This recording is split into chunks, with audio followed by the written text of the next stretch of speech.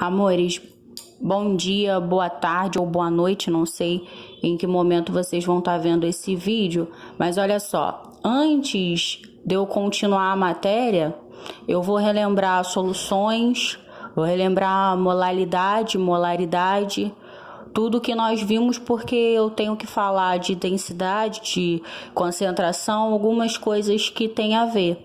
Então eu vou meio que começar essa matéria novamente e aí eu vou dando sequência de acordo com os próximos vídeos, tá? Hoje vai ser bem rápido, ó.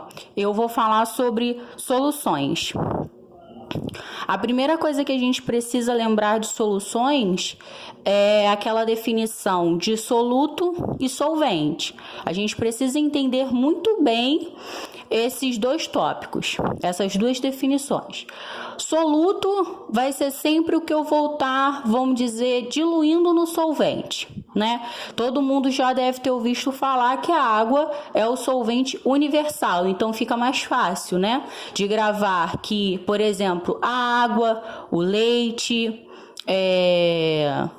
talvez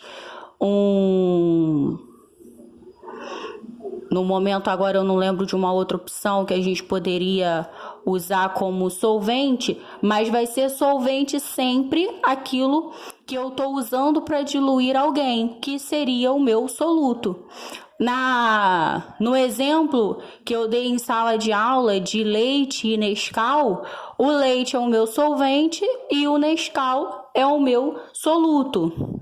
O Nescau é quem eu estou diluindo e o leite é como eu estou, meio que quem eu consigo fazer a diluição do soluto. E aí eu tenho uma solução sólida, uma solução gasosa e uma solução líquida, né? Na solução sólida, a maioria dos seus componentes, praticamente que toda a solução sólida, ela vai se encontrar, óbvio, em estado sólido, e a gente vai chamar essas soluções de ligas, tá? A gente às vezes imagina, quando fala de soluções, simplesmente as soluções líquidas, mas a gente pode ter esses outros dois tipos de solução. A gasosa, eu tenho um dos meus componentes, ele vai estar em estado gasoso. E aí uma mistura de gases vão ser sempre considerado uma solução. Eu vou ter dois tipos de gases. Ele vai ser uma solução, vai ser considerada uma solução.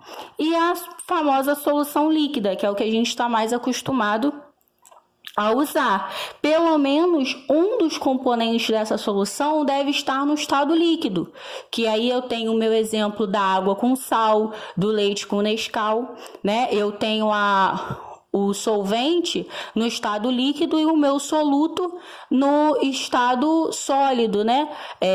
Granulado. E aí eu posso ter nessa solução líquida uma solução saturada, uma solução não saturada e uma solução supersaturada.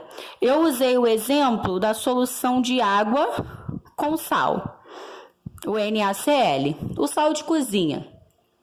Na solução saturada, o meu soluto, ele vamos dizer assim, eu adicionei quantidades do soluto o suficiente para que o meu solvente consiga diluir. Nesse caso aqui, eu usei 36 gramas de soluto em 100 gramas de água, a essa determinada temperatura, a 20 graus Celsius. Então, se eu tenho a quantidade de soluto o suficiente para o solvente diluir, podemos entender dessa forma, eu vou ter uma solução saturada. Olha quando é uma solução insaturada. É quando o soluto é inferior a esse coeficiente de solubilidade. A gente vai sempre chamar esse padrão aqui, ó, como coeficiente de solubilidade. Então, qualquer solução que a gente esteja falando, que eu queira saber se é uma solução saturada ou insaturada, eu vou precisar saber do coeficiente de solubilidade.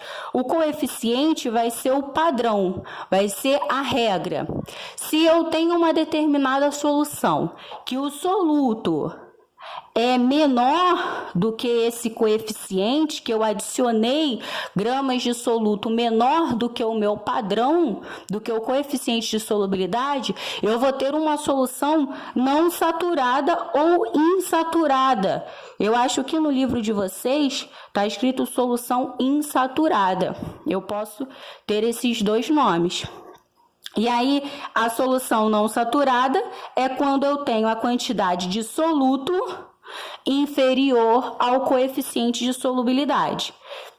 Então, vamos voltar, ó. Solução saturada é quando eu tenho a quantidade de soluto, quando eu adicionei naquela solução a quantidade de soluto suficiente para o meu solvente diluir.